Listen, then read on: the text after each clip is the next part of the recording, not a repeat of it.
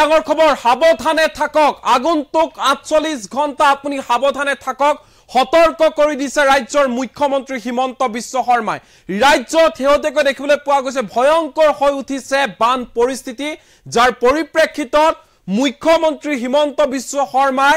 সকলোকে সতৰ্ক আৰু সাৱধান হৈ থাকিবলৈ আহ্বান জনাইছে উজনিৰ পৰা নামনিলৈ ৪৮ ঘণ্টাত ভয়ংকৰ হৈ উঠিব বান পৰিস্থিতি আৰু এই মুহূৰ্তত ৰাজ্যৰ ভয়ংকৰ বান পৰিস্থিতিক লৈ ১৫টাকৈ বিগ আপডেট লৈ আহিছো লগতে ৰাজ্যৰ মুখ্যমন্ত্ৰী ডক্টৰ হিমন্ত বিশ্ব শৰ্মাই জৰুৰী সংবাদমেল সম্বোধন কৰিছে বান পৰিস্থিতিক লৈ হেয়াও জনাম যে কি কৈছে হিমন্ত বিশ্ব শৰ্মাই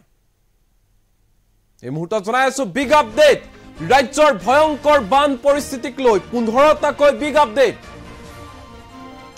সাৱধান হৈ যাওক এনএছপিচি নিপকুৱে খুলিলে বান্ধৰ গেট উত্তৰ অসম তথা উজনি অসমত ভয়ংকৰ জলপ্ৰলয়ৰ আশংকা প্ৰকাশ কৰা হৈছে যিকোনো মুহূৰ্তত এনএছপিচিৰ পানীয়ে বুৰাব পাৰে উত্তৰ অসম তথা উজনি অসম সাৱধান আৰু সতৰ্ক হৈ থাকক ৰাজ্যত ক্ৰমাৎ বানে লৈছে ভয়াবহ ৰূপ বুৰ গৈছে ইখনৰ পিছত সিখন গাঁও ৰাজ্যৰ ভয়ংকৰ বান পৰিস্থিতিক লৈ মুখ্যমন্ত্ৰী হিমন্ত বিশ্ব শৰ্মাৰ জৰুৰী সংবাদমেল কি কৈছে হেয়া জনাম ৪৮ ঘণ্টা সাৱধানে থাকক অসমৰ জনতা আহ্বান জনাইছে হিমন্ত বিশ্ব শৰ্মাই ৪৮ ঘণ্টাৰ ভিতৰত বানৰ গ্ৰাসত পৰিব সমগ্ৰ ৰাজ্য এই ৪৮ ঘণ্টা সাৱধানে থাকক ভয়ংকৰ পৰিস্থিতিৰ সন্মুখীন হ'ব লাগিব আপুনি উজনিৰ পানী নামি আহিব নামনিলৈ নদী বান্ধৰ পানী এৰিছে যথেষ্ট বৰষুণ হৈছে যাৰ পৰিপ্ৰেক্ষিতত বান পৰিস্থিতি আৰু ভয়ংকৰ হৈ উঠিব পানী আৰু বাঢ়িব সকলো সাৱধান হ'ব লাগিব মই কেপ্টেইন হয় অসমখন মুখ সম্ভালিবলৈ এতিয়া দিয়ক মই বান পৰিস্থিতি নিয়ন্ত্ৰণ কৰিব নোৱাৰিলেহে প্ৰধানমন্ত্ৰী মোদী অসমলৈ আহিব বান পৰিস্থিতিৰ বাবে লখিমপুৰৰ ডিসি সন্মিলন বাতিল কৰা হৈছে ৰাজ্যৰ ৬৯৮খন গাঁও প্লাবিত হৈছে প্ৰলয়ংকাৰী বানত ক্ষতিগ্ৰস্ত হৈছে ৰাজ্যৰ ২,৭৬,০০০ লোক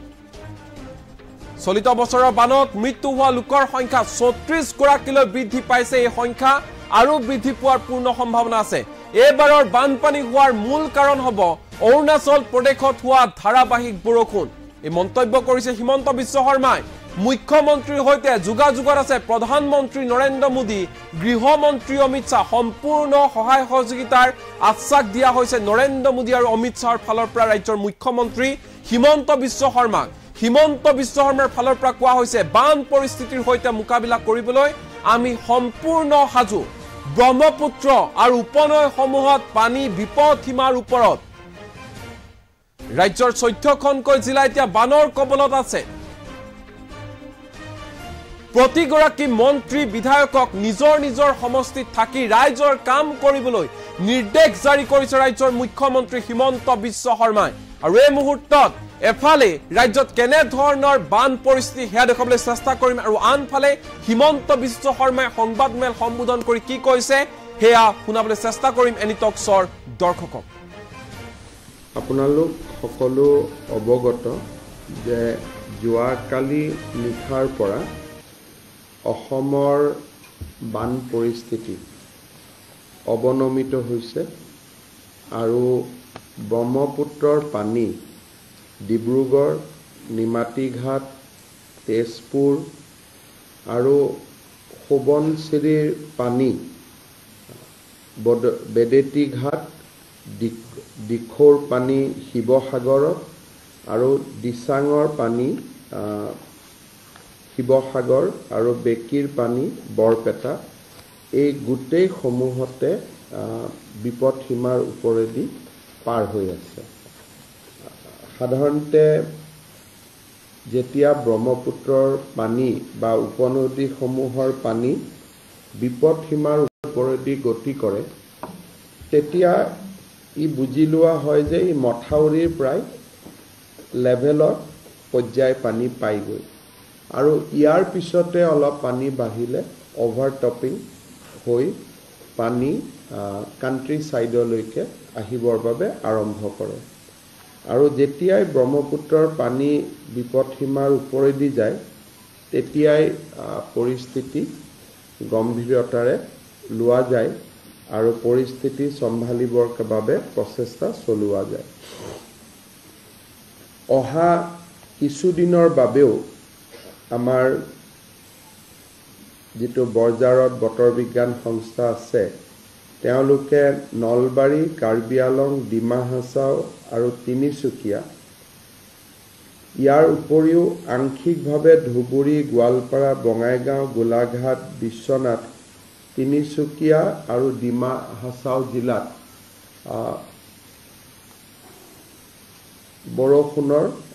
প্ৰবল বৰষুণৰ সম্ভাৱনা তেওঁলোকে ব্যক্ত কৰিছে। ইয়াৰ পৰা এইটো কথা আমি অনুভৱ কৰিব পাৰোঁ যে অহা ৩-৪ দিন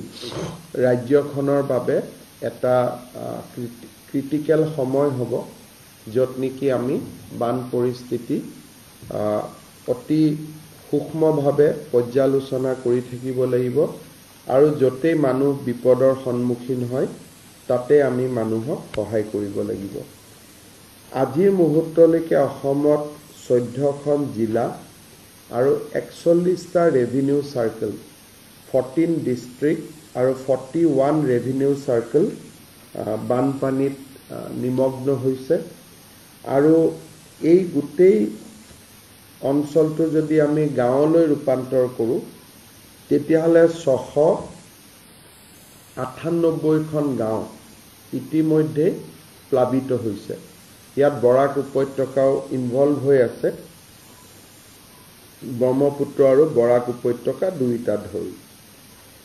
আৰু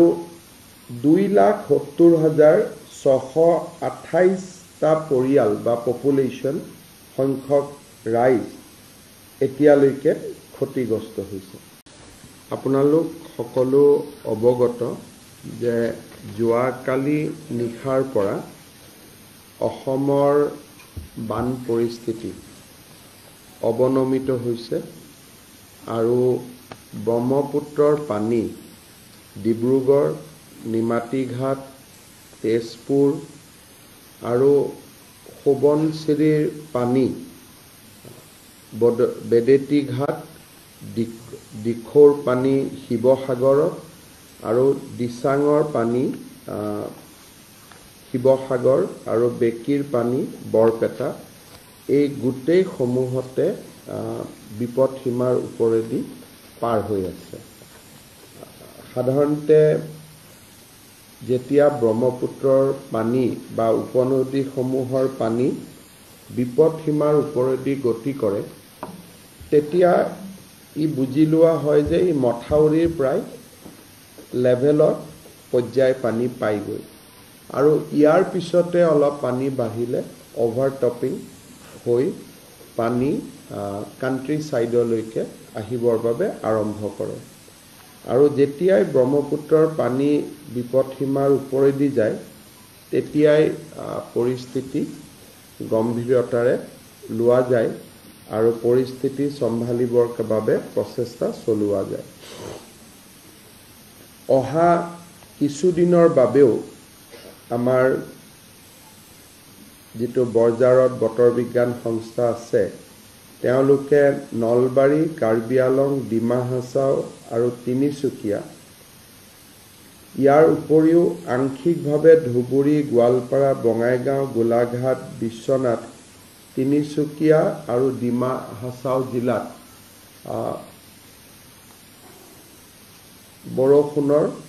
প্ৰবল বৰষুণৰ সম্ভাৱনা তেওঁলোকে ব্যক্ত কৰিছে। ইয়াৰ পৰা এইটো কথা আমি অনুভৱ কৰিব পাৰোঁ যে অহা ৩-৪ দিন ৰাজ্যখনৰ বাবে এটা ক্ৰিটিকেল সময় হ'ব, য'ত নেকি আমি বান পৰিস্থিতি অতি সূক্ষ্মভাৱে পৰ্যালোচনা কৰি থাকিব লাগিব আৰু য'তেই মানুহ বিপদৰ সন্মুখীন হয় তাতে আমি মানুহক সহায় কৰিব লাগিব। আজিৰ মুহূৰ্তলৈকে অসমত 14খন জিলা আৰু 41টা ৰেভিনিউ চাৰ্কেল, 14 ডিষ্ট্ৰিক্ট আৰু 41 ৰেভিনিউ চাৰ্কেল বানপানীত নিমগ্ন হৈছে আৰু এই গোটেই অঞ্চলটো যদি আমি গাঁৱলৈ ৰূপান্তৰ কৰোঁ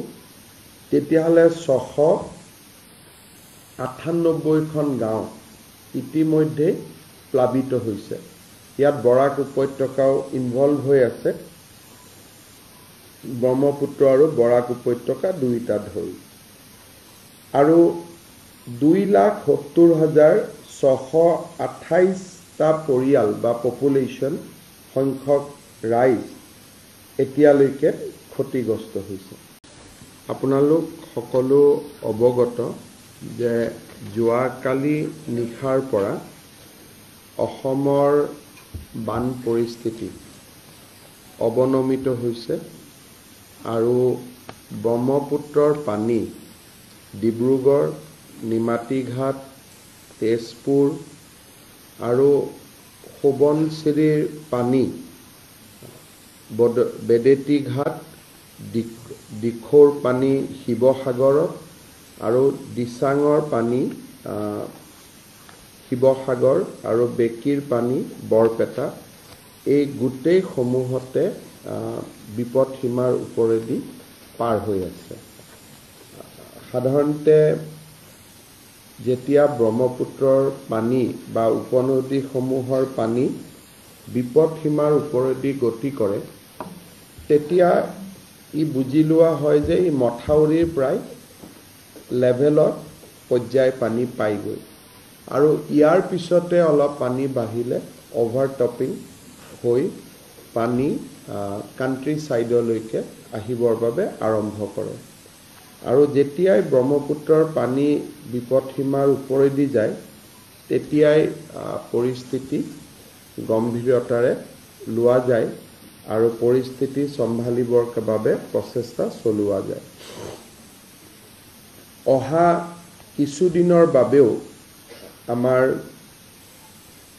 যিটো বৰঝাৰত বতৰ বিজ্ঞান সংস্থা আছে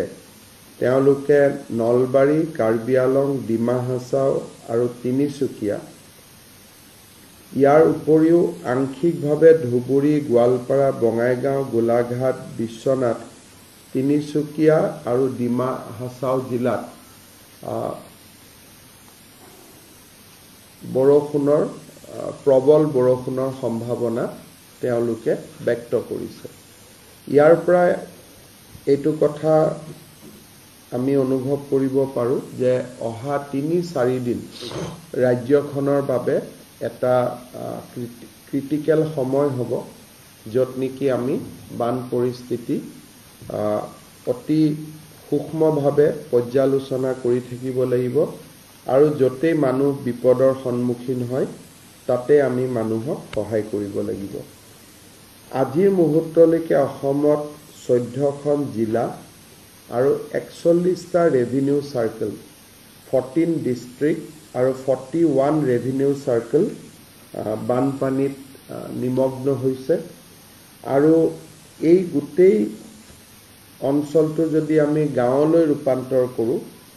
তেতিয়াহ'লে 698খন গাঁও ইতিমধ্যে প্লাবিত হৈছে। ইয়াত বৰাক উপত্যকাও ইনভলভ হৈ আছে,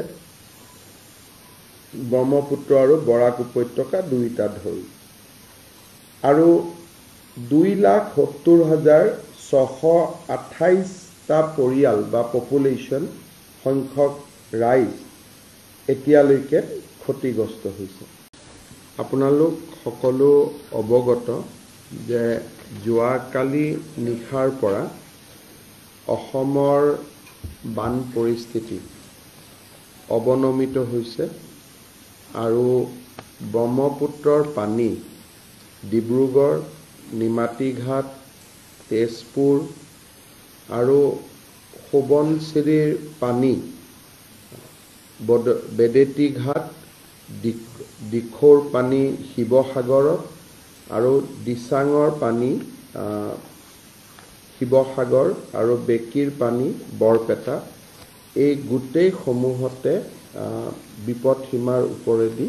পাৰ হৈ আছে। সাধাৰণতে যেতিয়া ব্ৰহ্মপুত্ৰৰ পানী বা উপনদীসমূহৰ পানী বিপদসীমাৰ ওপৰেদি গতি কৰে তেতিয়া ই বুজি লোৱা হয় যে ই মথাউৰিৰ প্ৰায় লেভেলত পৰ্যায় পানী পাইগৈ আৰু ইয়াৰ পিছতে অলপ পানী বাঢ়িলে অভাৰটপিং হৈ পানী কাণ্ট্ৰি সাইডলৈকে আহিবৰ বাবে আৰম্ভ কৰে আৰু যেতিয়াই ব্ৰহ্মপুত্ৰৰ পানী বিপদসীমাৰ ওপৰেদি যায় তেতিয়াই পৰিস্থিতি গম্ভীৰতাৰে লোৱা যায় আৰু পৰিস্থিতি চম্ভালিবৰ বাবে প্ৰচেষ্টা চলোৱা যায় অহা কিছুদিনৰ বাবেও আমাৰ যেটো বজাৰত বতৰ বিজ্ঞান সংস্থা আছে তেওঁলোকে নলবাৰী কাৰ্বি আলং ডিমা হাছাও আৰু তিনিচুকীয়া ইয়াৰ উপৰিও আংশিকভাৱে ধুবুৰী গোৱালপাৰা বঙাইগাঁও গোলাঘাট বিশ্বনাথ তিনিচুকীয়া আৰু ডিমা হাছাও জিলাত বৰষুণৰ প্ৰবল বৰষুণৰ সম্ভাৱনা তেওঁলোকে ব্যক্ত কৰিছে ইয়াৰ পৰা এইটো কথা আমি অনুভৱ কৰিব পাৰো যে অহা ৩-৪ দিন ৰাজ্যখনৰ বাবে এটা ক্ৰিটিক্যাল সময় হ'ব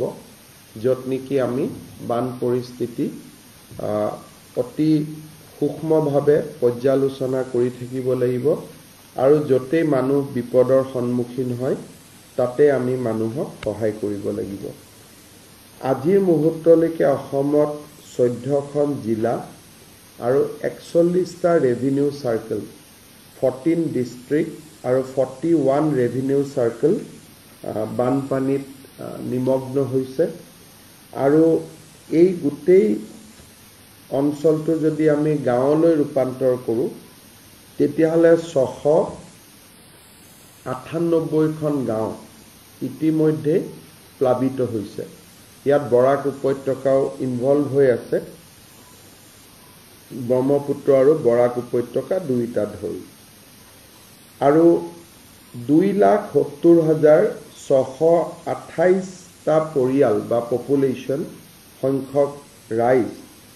এতিয়ালৈকে ক্ষতিগ্ৰস্ত হৈছে আপোনালোক সকলো অৱগত যে যোৱাকালি নিশাৰ পৰা অসমৰ বান পৰিস্থিতি অৱনমিত হৈছে আৰু ব্ৰহ্মপুত্ৰৰ পানী ডিব্ৰুগড় নিমাতীঘাট তেজপুৰ আৰু সোৱণশিৰিৰ পানী বেদেতীঘাট দিখৌৰ পানী শিৱসাগৰত আৰু দিচাঙৰ পানী শিৱসাগৰ আৰু বেকীৰ পানী বৰপেটা এই গোটেই সমূহতে বিপদসীমাৰ ওপৰেদি পাৰ হৈ আছে সাধাৰণতে যেতিয়া ব্ৰহ্মপুত্ৰৰ পানী বা উপনদীসমূহৰ পানী বিপদসীমাৰ ওপৰেদি গতি কৰে তেতিয়া ই বুজি লোৱা হয় যে ই মথাউৰিৰ প্ৰায় লেভেলত পৰ্যায় পানী পাইগৈ আৰু ইয়াৰ পিছতে অলপ পানী বাঢ়িলে অভাৰটপিং হৈ পানী কাণ্ট্ৰি সাইডলৈকে আহিবৰ বাবে আৰম্ভ কৰে